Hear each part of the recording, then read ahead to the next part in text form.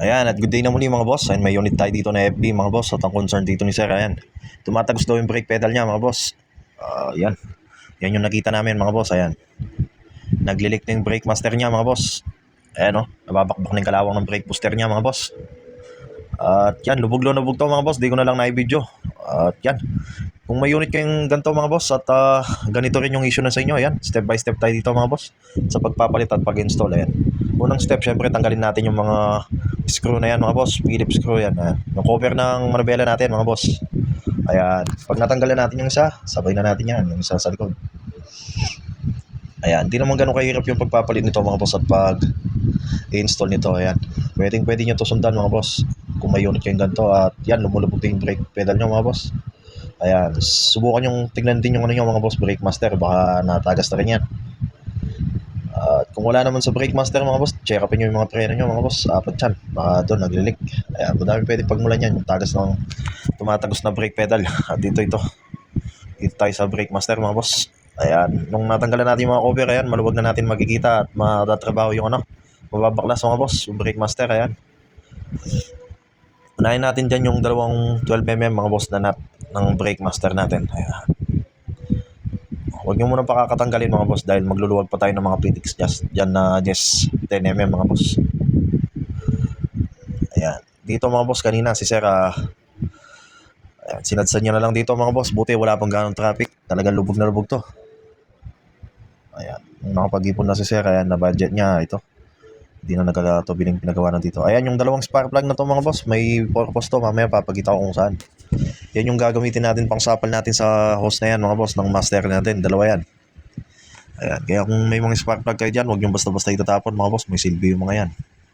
Ayan, dito mga boss, tatagas to, kaya huwag nyo kakalimutan maglagay ng sapin sa ilalim o kaya panalod mga boss, dahil talagang hindi mapipigilan na matatapon yung brake master natin dito, yung fluid. Ayan, dito mga boss, nag-ready na ako ng basa na may tubig. Ayan, para iwas bakbak yung mga pintura ng manubela tsaka yung flooring natin mga boss. Ayan, nung natanggal na natin yung dalawang hose, isasapal natin doon yung mga spark plug na hawak-hawak natin kanina mga boss. Ayan, yun yung purpose ng mga spark plug. Ayan, may basahan tayo dito at tubig mga boss. Basta may tubig kayo, yan, mapipigilan nyo yung pagbakbak ng pintura ng tamaan na fluid mga boss. Brake fluid kasi mainit yan mga boss, madaling mabakbak yung pintura, kaya ayan, kung makikita nyo yung booster, bakbak na. Ayan, yun yung purpose ng spark plug natin mga boss, pang sapal natin. Hindi ko na kasi binawasan yung brake nito brake fluid niya sa taas, kaya yan, natagasan tayo. Ayan, pagkatapos natin sa dalawang hose, naluwag na natin yung dalawang nut na 12mm. Dito naman tayo sa mga fittings na 10mm mga boss. Ayan, luwagan natin, make sure natin na maayos yung pagkakaposisyon natin sa llabe natin mga boss. Dahil pwedeng bumilog yan pag di masyadong maayos yung pagkakaluwag. Although may solusyon naman, may vice grip naman. Pero mas maganda pa rin na smooth pa rin yung pagluluwag natin para di na mabilog. Ayan, nung natanggal ko na yan, dalawa yan. Ayan, pwede na natin tanggalin yung dalawang nut mga boss na niluwagan natin nung una. Yan, may lock washer yan na kasama, kabilaan. Yan lang, yan yung mga tatanggalin natin sa brake master, mahugot na natin yan.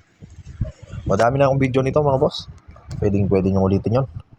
Ito, sa FB naman tayo dito mga boss. Ito, para sa mga may unit nito, pwede nyo gayahin to mga boss, pwede yung DIY. Ayan, mahugot nyo na yan. Ayun no. Ayan, dyan naglik yan mga boss, sa loob.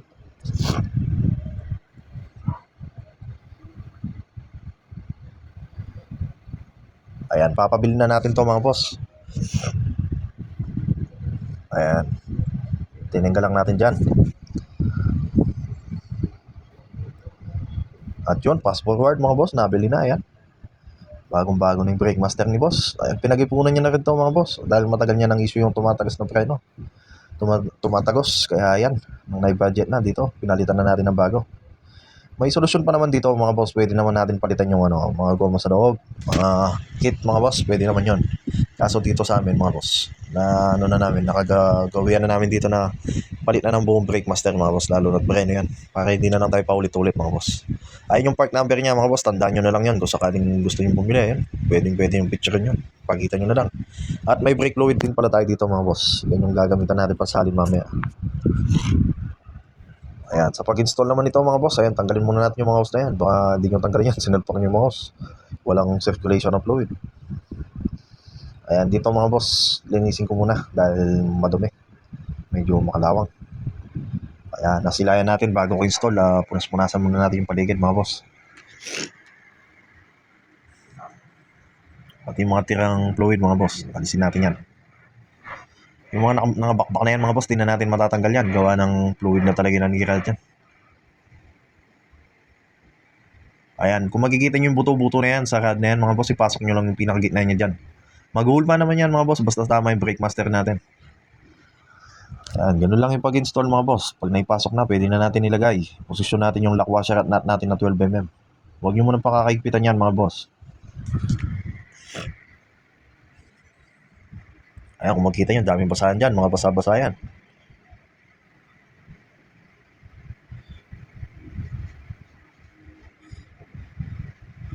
Ayan, huwag nyo munang pakakaigpitan yan mga boss. Para mamaya, pag nilagay natin yung mga fittings natin na Jess, may gagalaw natin. Ayan, yan, mamaya para pag nilalagay natin yan, may gagalaw-galaw natin yung brake master natin mga boss. Yan ang discard dyan. Ayan, dito mga boss, ayan, kung mapapansin yung ginagalaw-galaw ko. Kasi pag nakapix na yan, medyo mahirapan na tayong may gagalaw-galaw. Kasi ito mga boss, maselan to. Pag yan, na-low straight, maglilik yan. Hindi nyo na maayos yung natin, brake master. Ayan, mapapagastos na naman si boss dahil baka maparetread na naman sa machine shop. Kaya ito, make sure na surebulan natin. Pag malambot pumasok, yun, pwede na natin. Pag matigas mga boss, huwag nyo ipilit. Masasaktan lang kayo mga boss. Ayan. Nung ano na natin mga boss, na-fix na natin na nailagay, nung pinamay na natin, ayan. Pwede na natin gamitan ng llabe dyan. Na 10mm din yan mga boss. Ayan, slowly but surely tayo dito mga boss. Ayan. Huwag nyo munang ganong pang-apix mga boss dahil mag-bleed pa tayo dito. Ayan, nalagay na natin yung dalawang fittings na 10mm. At pwede na natin igpitan yan mga boss, yung 12mm na yan. Yan, dyan na natin pwedeng i-fix yan.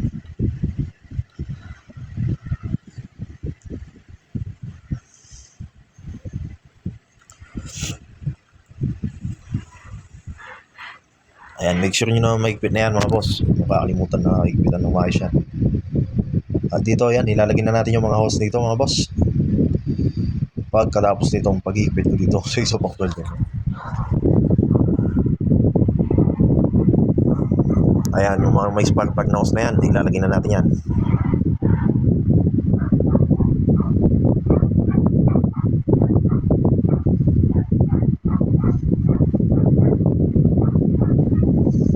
Ayan, nung nailagay ko na dyan mga boss, ayan, syempre huwag nyo kakalimutan yung mga clamp nya dyan.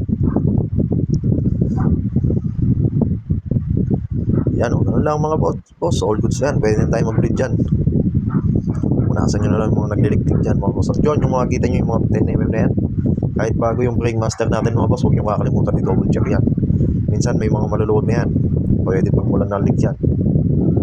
Ayan, double check nyo lang mga boss, wala naman mawawala. Ayan, dito pinabomba ko na, wala na kang kailangan kasama dito mga boss. Ito yung ginaganda ng mga FB. Kahit mag-isa ka lang dito mga boss, kaya yung i-bleed to. Panoorin nyo yung procedure nito mga boss. Ayun, naulululul na ako. Panoorin yung procedure mga boss. Ayan, buksan lang natin yung sunrock sa to. Ayan. Ayan, gamit ng paa. Ayan, syempre papatagayan natin. Ayan, maganda yung kalalabasan ng pag-bleed natin dito mga boss. Tagay-tagay lang. Uhaw na uhaw to gawa ng tapon kanina yung ibang fluid.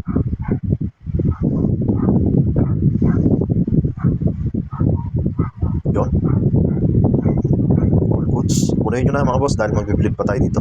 Mauubos pa yan. Ayan, madami rin akong procedure na mag-bleed mga boss. Pero dito, syempre sa mga bago-bago dito sa page natin mga boss, ito. Ganito yung procedure ng pag-bleed. Ayan, bombay nyo mga boss at pag in-steady nyo yung firme yung ngapok nyo ng pop, doon yung buksan yung mga fittings na yun. Ang purpose nito mga boss, para tanggalin natin yung hangin sa loob. Yung hangin na yun yung nagpapalubog. Kaya dapat walang hangin. Pag walang hangin, matigas yung brake natin. Ayan, tsagayin nyo lang mga boss. At di may iwasan may papatak sa paa nyo mga boss. Kaya marunong kayo maiwas. Kabilaan pala yan mga boss sa pag-bleed. Ayan kung mapapansin nyo, sumisingaw yan mga boss. Lakas ng singaw niyan. Malabas yung hangin na nagpondo, gawa ng bago din yung brake master natin.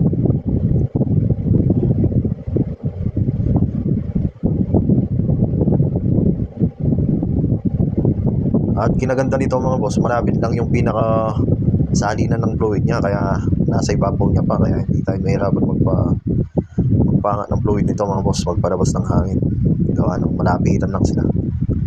Hindi kagaya ng iba, nasa kabila pa yung salinan ng fluid niya mga boss. Ito nasa gilid lang, malapit lang, at nakibabaw pa sa kanya, kaya mabilis na pumasok yung fluid natin dito mga boss. Ayun, may sumisirit na mga boss, ibig sabihin yan nasa loob na yung fluid. Kanina hangin pa, o ngayon may fluid na. At malalaman nyo naman yan mga boss kung all goods na yung ginagawa natin pag di na nalubog at mataas na at matigas at di na lumulubog. Ayun, all goods na yan.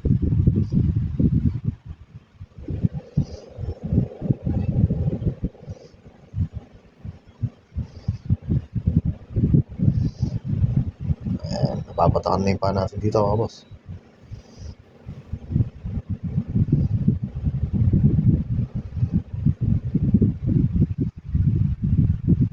Tsaga-tsaga lang talaga to mga boss hanggang sa mapalabos natin yung hangin. Ayan, dito may fluid na rin yung isa mga boss. Ayan, at dalos lumalabas na yung hangin dito. Yung hangin mga boss, yun yung bula-bula na lumalabas. Ganyan.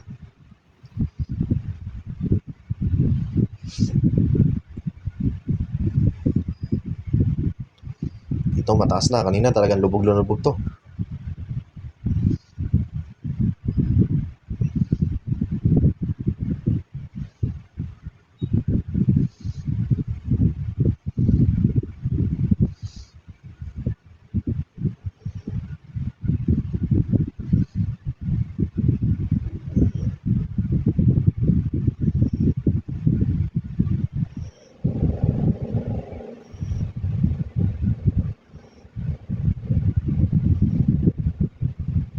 At yan, fast forward mga boss, tapos na natin yung pag-bleed.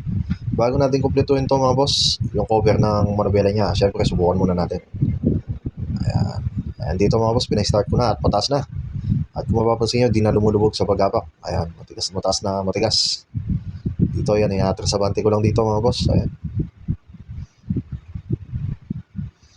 Ayan, at sumisintak na yung brake niya mga boss. Talagang pwede na pag-sudden stop to. Di kaya kanina mga boss, malakas lang talaga yung busina ni boss, kaya walang ganong makalapit sa kanya. Ngayon, kahit di na magbusina, nagpe-preno na mga boss. At dyan, sa akin palagay ay all goods na to mga boss. At yan, kukumpletuhin na natin. Ayan, ito yung pinaka-importante dyan mga boss. Huwag nyo ngayan sa side sa manubela, dahil yan, kakaskas yan pag sumayat. Yun yung pinaka-cover sa likod, yun yung magdadala dyan mga boss. Yan, iwas side tayo dito. At pwede na natin nilagay yung mga Phillips screw na to mga boss, anim yan.